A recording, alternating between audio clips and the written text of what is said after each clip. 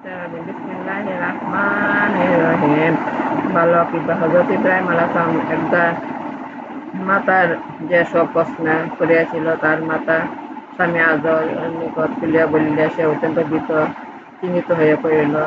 সে তাহার স্ত্রীকে বলিল, ইব্রাহিম আলাইহিস সালামের যে প্রশ্নসমূহ করিয়াছ তাহা অবাস্তব রীতি নহে, তা অবশ্যই সত্য, কিন্তু কি হইল এরূপ প্রশ্ন? এদেশে কোন লোকের মনে একদিন উদিত হয় নাই। নিশ্চয় আমাদের সকলের, এমনকি বাদশাহ নমরুদ এখন একজন সৃষ্টিকর্তা আছেন, কিন্তু কে বাদশাহ কাছে সে প্রশ্ন তুলিয়া কান হালাতে যাবে? এদেশের সকলে বাদশাহ নমরুদকে খোদায় উপাসনা বলিয়া মানে, বিশ্বাস করে। আমরা তাকে মানিয়া চলি, কিন্তু কিন্তু দেখা যাইতেছে যে আমাদের এই পুত্র রত্ন কি হইবে আমাদের ব্যতিক্রমী, আমাদের পথে কখনো আসিবে না। আমার মনে হইতেছে আমাদের এই পুত্র পৃথিবীর বা বাদশার এক শত্রু পরিণত হবে।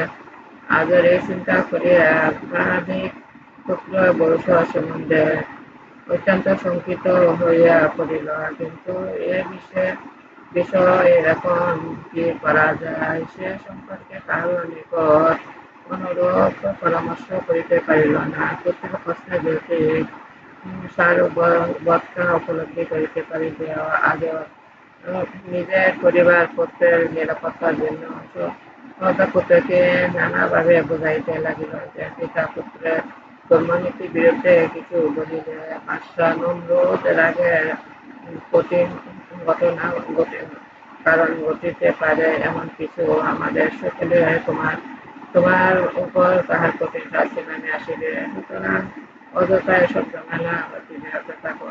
তখন থেকে বালক ইব্রাহিম আলাইহিস সালাম যে সমস্ত মহাসত্তার আলোকে হৃদয়খানা উদ্ভাসিত করিয়াছেন তাহার প্রভাব 7 বৎসর দেখিতে পাইলেন।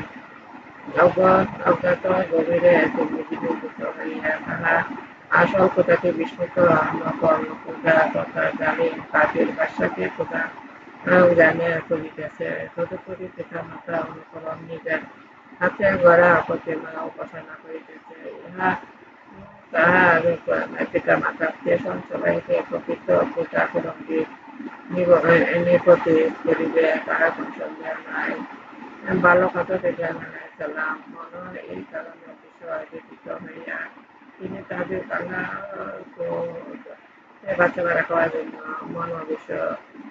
মনোনিবেশ করিলেন।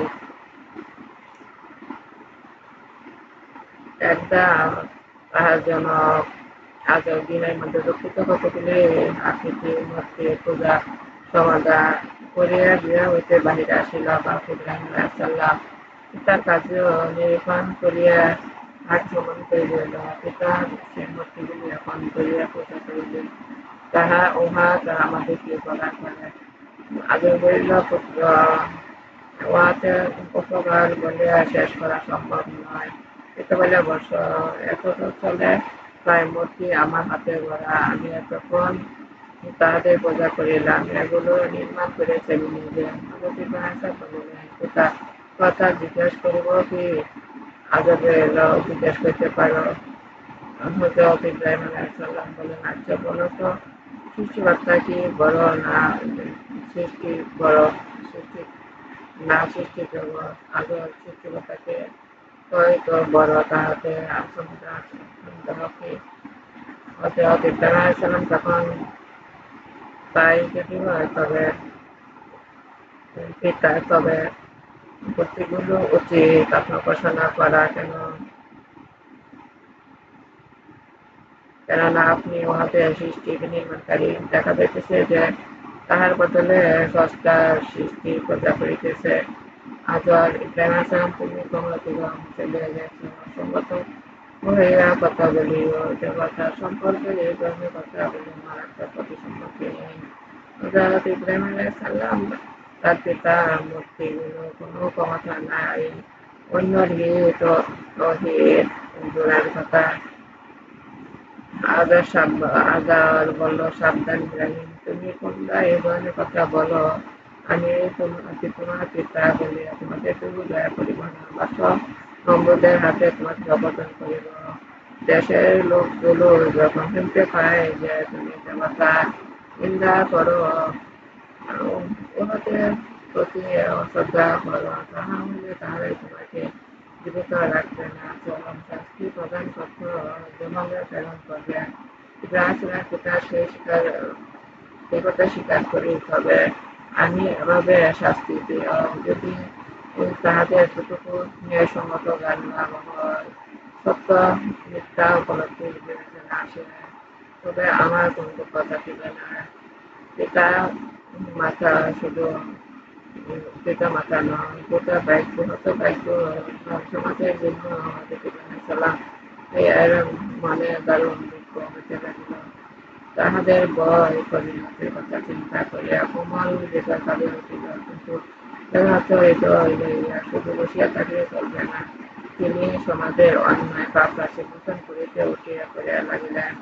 একদিকে চরম অপমান হযরত ইব্রাহিম আলাইহিস সালামের সময় যৌবনে পদার্পণ করিয়াছেন, যদি এখন পর্যন্ত তাহার উপর নবুয়ত অর্জিত হয়নি, তবু একজন বাড়ি নবী হিসাবে তাকে আল্লাহ এই জ্ঞান বুদ্ধি দান করেছেন। এই বয়সে একজন সাধারণ লোক যত বেশি জ্ঞান গরিমা অধিকারী হয়, তিনি তত অনেক বেশি জ্ঞান বিচক্ষণতা লাভ করিয়াছেন। প্রতিটি কাজে তার গভীর বুদ্ধিমত্তা পরিচয় পাওয়া যায়।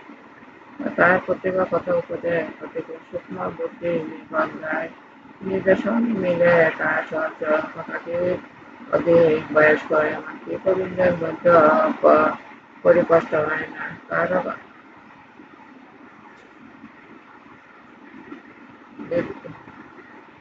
বিষয় তাই বলিয়া তিনি সময় সুযোগের মধ্যে শিক্ষা প্রদানের বেলা কোনো কুশল করেন নাই। মানুষের চোখে আঙুল দিয়ে দেওয়া আঙুল দিয়ে শিক্ষা দেওয়ার সুবর্ণ সুযোগ তার সম্মুখে আসিয়া জুটিল। বছরের শেষ দিন আসিয়া উপস্থিত হইল। এই দিন মূর্তি পূজা দিনের সকল একটি বিশেষ পূর্ব দিন। এই শহরের সকল নারী পুরুষ মহিলা স্থানে একত্রিত হইয়া আনন্দ উৎসব পালিত বছর অত্যন্ত জঘন্য উৎসবের উন্মাদনা প্রাঙ্গণে নারী পুরুষ মদ্যপান উলঙ্গ নৃত্য করত। যে যে কোনো নারী শরীর তারা সকলে পুরুষের সামনে ওদের মিলন ঘটাইত।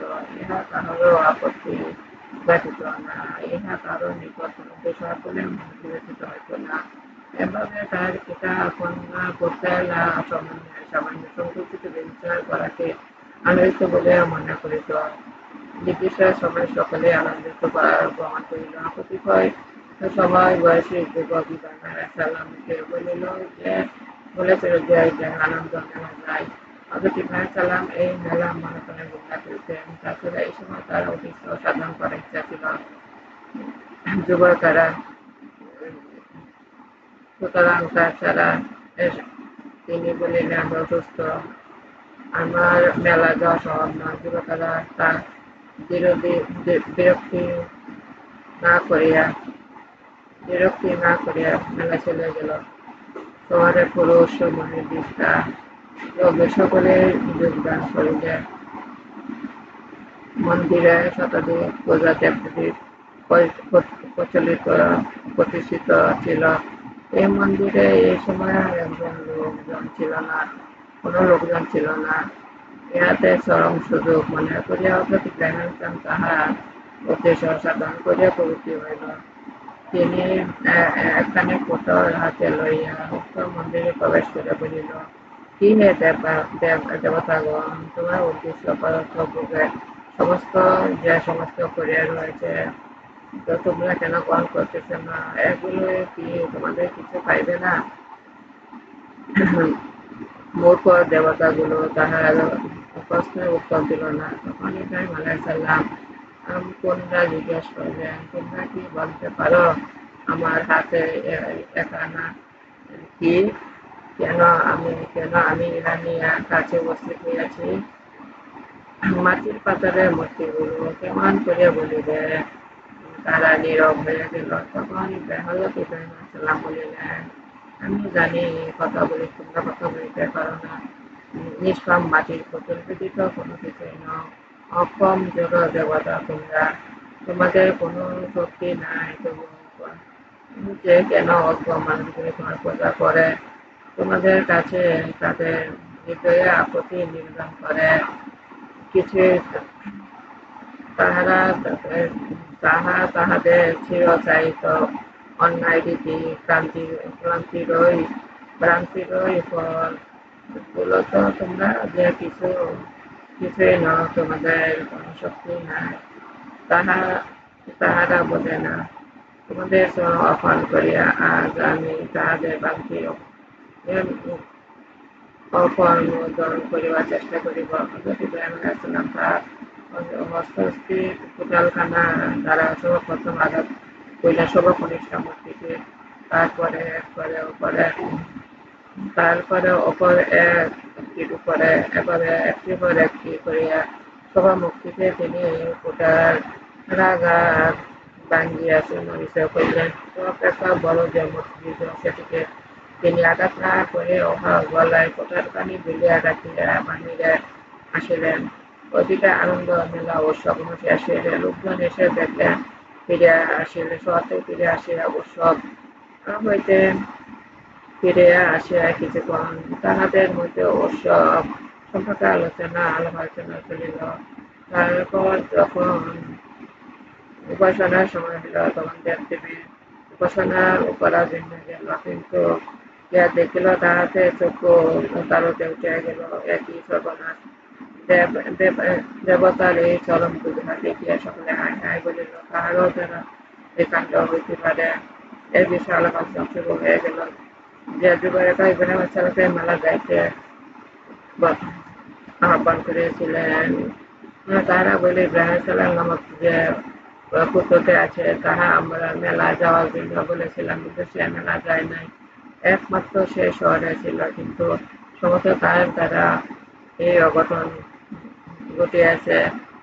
জৈন প্রবীণ ব্যক্তি তাহারা কথা সমর্থন করিয়া বলিল, তোমরা সত্যি বলিয়াছ, সে কখনো মন্দিরে পূজাতে আসে না। আবার শুনিয়াছি সে নাকি প্রকাশ্য অপ্রকাশ্য আমাদের দেবীর নামে নিন্দা করে। অপর এক লোক বলিল, হা হা, সে নাকি বলে মাটির পুতুল মিথ্যা, ইহাদের ক্ষমতা নাই, কেবল আমরা ভ্রান্তিবশত মাটির পূজা করিতেছি। লোকটি এই কথা শুনিয়া সঙ্গে সঙ্গে কয়েক ব্যক্তি বলে উঠিল, তোমরা বলো, কি ছেলেটি আস্পর্ধায় এত দূর বাড়িয়ে গেল কিভাবে? শেষ পর্যন্ত সমস্ত হইল। হযরত ইব্রাহিম আলাইহিস সালামকে সকলের সামনে ডাকিয়া জিজ্ঞেস করা হইল, এমন কাণ্ড ঘটাইলে কোন সাহসে? কয়েকটি লোক তাহাকে ডাকিয়া আনিতে রওনা করিল। তাহাদেরকে বলিয়াছিল, সহজে আসিতে না চাইলে তাহাকে পাকড়াও করিয়া আনা হয়। কিন্তু তাকে পাকড়াও করার প্রয়োজন ছিল না। তিনি নিজেই এমন সুযোগ পাইতে আকাঙ্ক্ষা ছিলেন যে সমস্ত লোক জায়গা সমবেত হইলে তাদের মধ্যে জোরালো বক্তব্য পেশ করিয়া তাহাদেরকে বুঝাইতে চেষ্টা করিবেন। সুতরাং লোকগুলি তাহাকে ডাকিতে আসার সাথে সাথে তিনি মজলিসে গিয়া উপস্থিত হইলেন। তথায় তিনি উপস্থিত হইবা মাত্র মন্দিরের প্রধান পুরোহিত রাগত ভাবে তাহাকে জিজ্ঞেস করলেন, হযরত ইব্রাহিম, তুমি কি বলতে পারো যে দুই মূর্তি চোখে ব্যবহার করেছে কেন? কে তাহাদের কেরূপ ভাঙিয়া চুরমার করিয়াছে? হযরত ইব্রাহিম আলাইহিস সালাম পুরোহিতের কথায় কৃত্রিম বিস্ময় ভাব প্রকাশ করিয়া বলিল, বলো কি, চলো তো দেখি মন্দিরে গিয়া। যখন সবাই ইব্রাহিম আলাইহিস সালামকে নিয়ে মন্দিরের প্রাঙ্গণে গিয়ে উপস্থিত, কেহই বুঝিতে পারিল না যে তিনি তাদের মনে এমন বিরাট দিকে সমাবেশ করিবার জন্য তাদেরকে এখানে নিয়ে আসিয়াছেন। ভাঙা মূর্তিগুলো উপস্থিত।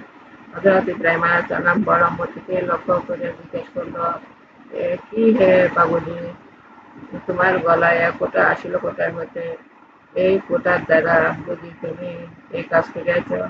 এভাবে ছোট মূর্তিগুলিকে চূর্ণ বিচূর্ণ করিয়া বুঝি তোমার গায়ে জোর দেখাইতেছ?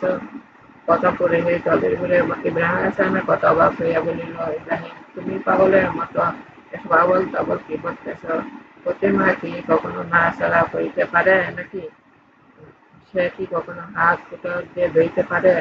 এগুলি তো মাটির পুতুল, ওর দ্বারা কি অসম্ভব? হযরত ইব্রাহিম আলাইহিসসালাম বলিলেন, তুমি কি কথা বলিতেছ কেন?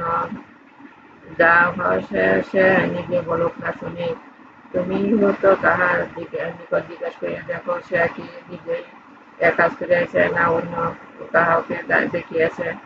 পুরোহিত বলিল, ইব্রাহিম আলাইহিসসালাম, তোমাকে একটা বুদ্ধিমান ছেলে বলিয়া জানিতাম, এখন তোমরা কথাবার্তা শুনিয়া মনে হইতেছে তুমি এক আস্ত বোকা, বৃদ্ধ কিছুই নও। প্রতিমা কখনো কথা বলতে পারে কি?